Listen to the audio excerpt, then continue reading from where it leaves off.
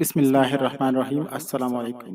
ایک بادشاہ نے اپنے وزیر سے پوچھا کہ ایک بات سمجھ نہیں آتی، یہ میرے نوکر چاکر محل میں بہت خوش و خرم نظر آتے ہیں، جیسے ان لوگوں کو کسی قسم کی کوئی پریشانی اور کوئی دکھ نہیں ہے۔ ان کے پاس تو کچھ بھی نہیں مگر خوش ہیں، جبکہ میرے پاس سب کچھ ہے مگر ان کی طرح خوش نہیں۔ وزیر نے کہا، بادشاہ سلامت، اپنے کسی خادم پر قانون نمبر 99 کا استعمال کر کے دیکھ لیجئے۔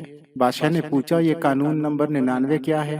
وزیر نے کہا، بادشاہ سلامت، ایک سراہی میں 99 درہم ڈال دیں اور سراہی پر لکھ دیں، اس سراہی میں تمہارے لیے 100 درہم ہدیہ ہیں، قبول کر لیں، اور اس سراہی کو اپنے کسی خادم کے دروازے پر رکھ کر دروازے پر دستک دیں اور چپ کر تماشا دیکھ لیں۔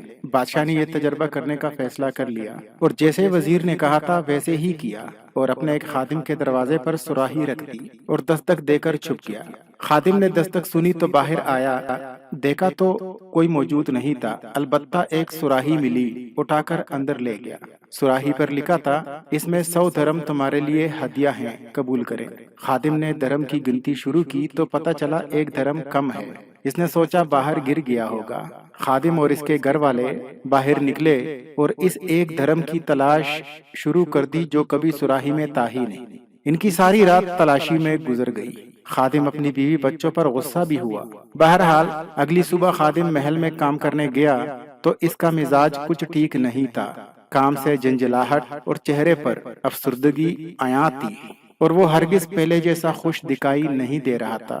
اب بادشاہ اچھی طرح سمجھ چکا تھا کہ قانون نمبر 99 اصل میں کیا ہے۔ دوستو، اکثر لوگ اس ایک چیز کے حصول کے لیے پریشان ہوتے ہیں اور اسے ڈھونڈنے اور تلاش کرنے میں عمر گزار دیتے ہیں، مگر وہ شاید قسمت میں نہیں ہوتا، سو نہیں ملتا، مگر اللہ پاک کے 99 نعمتیں بھول جاتا ہے۔